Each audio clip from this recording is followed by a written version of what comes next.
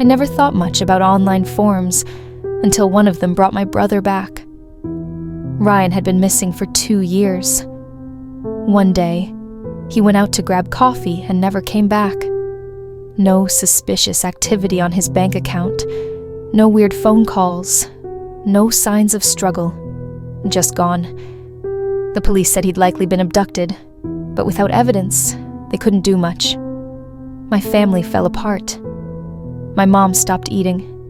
My dad stopped talking. And I just stopped feeling. Late one night, while spiraling through forums about unsolved disappearances, I stumbled upon a thread titled Messages from Beyond, Connecting with the Lost.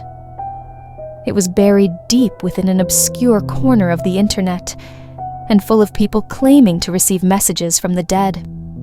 It sounded ridiculous, but one comment caught my attention. A user named Echoing Void posted, "Sometimes the missing don't know they're gone. Sometimes they're here, looking for home." Below, someone replied, "How do you know?" And Void answered, "Because I am one." For whatever reason, grief, desperation, or lack of sleep, I created an account and messaged Void. I typed, "If you're really one of the missing, prove it. Tell me something only you would know." The response came within minutes. "What do you want me to prove? That you once broke Ryan's nose during a stupid fight over a game of Mario Kart? That he forgave you before you forgave yourself?" My stomach dropped. I hadn't told anyone about that, not even my parents. It was just one of those childhood moments you carry like a secret scar. I asked, "Who are you?" Void's reply, "I think you know." The next few weeks were a blur. I spent hours every night talking to Void. He said the world he was in was a fractured reflection of ours, familiar, but empty. The sky was always gray, the streets abandoned, the air heavy with silence. He couldn't explain how he got there, only that he woke up in this place and couldn't leave. The more we talked, the more he sounded like Ryan. He even remembered details no one else could, like the nickname he used to call our childhood dog, or how he'd secretly taped my embarrassing middle school dance recital to blackmail me later. One night, Void said something that terrified me. He typed, "They're watching me now. They don't like that I'm talking to you." I asked who they were, but his responses became cryptic. "The shadows. The ones who keep us here. They don't like noise."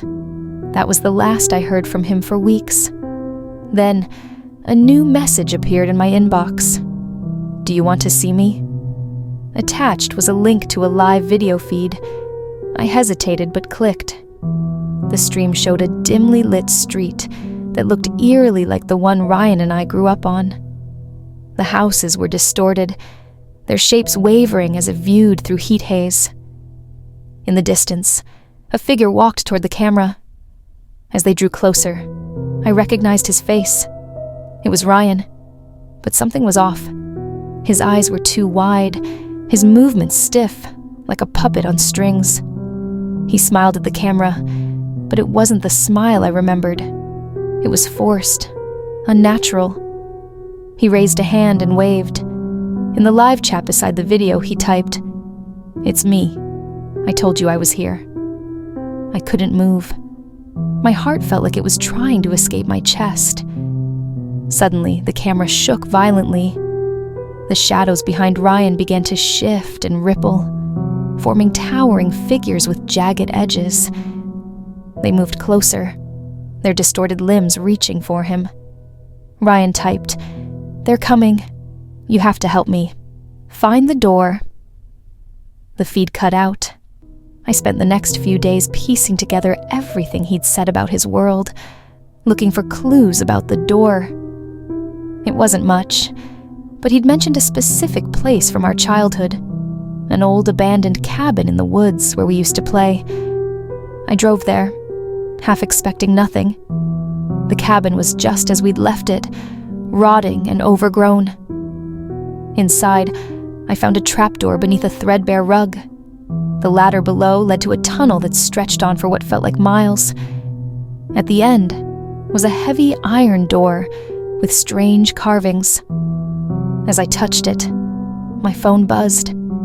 A message from Void. "They know you're here. Don't let them in."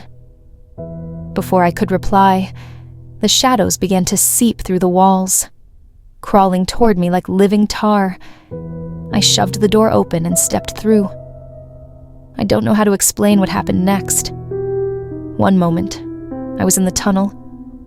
The next, I was standing in the gray, empty world Ryan had described. The air was heavy, the silence deafening, and there he was, standing a few feet away, staring at me with wide, desperate eyes. "Ryan," I whispered. But before he could respond, the shadows surged forward. The last thing I remember is his scream. I woke up in my bed the next morning, clutching a piece of paper I'd never seen before. Written on it, in Ryan's handwriting, were the words, "Don't stop